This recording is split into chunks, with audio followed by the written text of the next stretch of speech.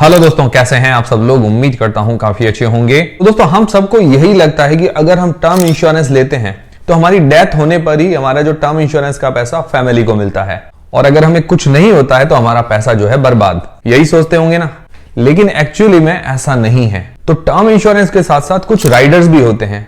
जैसे मान लो पॉलिसी के बीच में हमें कुछ हो जाए, मान लो एक्सीडेंट के अंदर कुछ हो जाए या बीमारी हो जाए, उसके अंदर कुछ नुकसान हो जाए, तो उसके लिए राइडर्स होते हैं जो हमारे टर्म इंश्योरेंस को और मजबूत बनाते हैं। जनरली लोग जो है टर्म इंश्योरेंस बिना ज्यादा जानकारी के एजेंट के थ्रू बाय कर लेते हैं। फिर उन्हें क्या है कि पूरे राइडर्स वगैरह की पूरी जानकारी नहीं होती है। इसीलिए हमें सारी चीजें देख के कंपेयर करके ही टर्म इंश्योरेंस वगैरह बाय करना चाहिए। देखिए, टर्म इंश्योरेंस एक सिंपल लाइफ इंश्योरेंस प्रोडक्ट है जो कि कम प्रीमियम में ज्यादा लाइफ कवर देता है।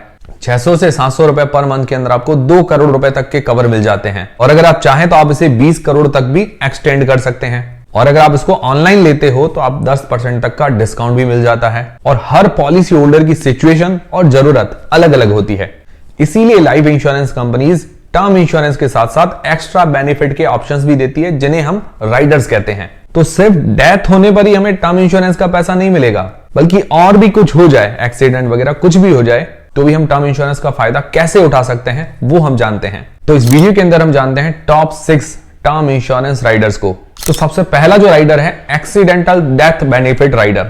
देखिए, टर्म इंश्योरेंस तो हर तरीके की डेथ जो है कवर करता है, चाहे नेचुरल डेथ हो, एक्सीडेंटल हो या सुसाइड। लेकिन अगर आप एक्सीडेंटल डेथ बेनिफिट राइडर लेते हैं तो पॉलिसी प्रीमियम के साथ थोड़ा एक्स्ट्रा अमाउंट देकर आप एडिशनल कवर भी ले सकते हैं। अगर पॉलिसी होल्डर की डेथ एक्सीडेंट के अंदर होती है तो फैमिली को बेसिक सम अश्योर्ड के साथ एक्स्ट्रा बेनिफिट भी मिलेगा। मान लो आपने 50 लाख का टर्म इंश्योरेंस लिया और आपने एडिशनली 20 लाख का एक्सीडेंटल डेथ राइडर ऐड कर दिया। नेचुरल डेथ पर आपको 50 लाख रुपए मिलेंगे और एक्सीडेंटल डेथ पर आपको 70 लाख रुपए मिलेंगे। 50 lakh plus 20 lakh accidental death benefit rider के। और ये जो एडिशनल अमाउंट है कंपनी की टर्म्स पर डिपेंड करता है, और ये ऑनलाइन सारे आप टर्म्स एंड कंडीशन देख लीजिए। दूसरा राइडर है terminal illness rider. Terminal illness मतलब ऐसी बीमारी जो लाइफ थ्रेटनिंग हो, जिसका इलाज ना हो सके। तो अगर आप ये राइडर लेते हैं तो पॉलिसी टर्म के दौरान मान लो पॉलिसी होल्डर को कोई टर्मिनल इलनेस हो जाए तो फैमिली को मेडिकल एक्सपेंसेस के लिए सम अश्योर्ड का एक हिस्सा दिया जाता है, और ये राइडर का प्रीमियम काफी कम होता है। और ये स्पेसिफाई करता है कि टर्मिनल इलनेस पर कितना पैसा मिलेगा और डेथ के बाद कितना पैसा मिलेगा। तीसरा राइडर है accidental total and permanent disability benefit rider. तो देखिए, हम में से कई लोगों को लगता है कि टर्म इंश्योरेंस का पैसा सिर्फ डेथ होने पर ही मिलेगा, लेकिन सोचिए अगर एक्सीडेंट वगैरह के अंदर पॉलिसी होल्डर का एक हाथ या एक पैर चला जाए और वो पूरी जिंदगी काम ना कर पाए, तो इस केस में क्या होगा कि फैमिली की जो इनकम है वो रुक जाएगी। तो अगर आपके पास एक्सीडेंटल डिसेबिलिटी राइडर है तो इंश्योरेंस कंपनी आपको पॉलिसी सम अश्योर्ड को इक्वल इंस्टॉलमेंट में 5 या 10 साल तक दे सकती है। और ये राइडर क्या है कि पॉलिसी होल्डर और उसकी फैमिली के लिए एक इनकम सोर्स बन जाता है। लेकिन ये राइडर अक्सर एक्सीडेंटल डेथ बेनिफिट राइडर के साथ ही दिया जाता है। चौथा है क्रिटिकल इलनेस बेनिफिट राइडर।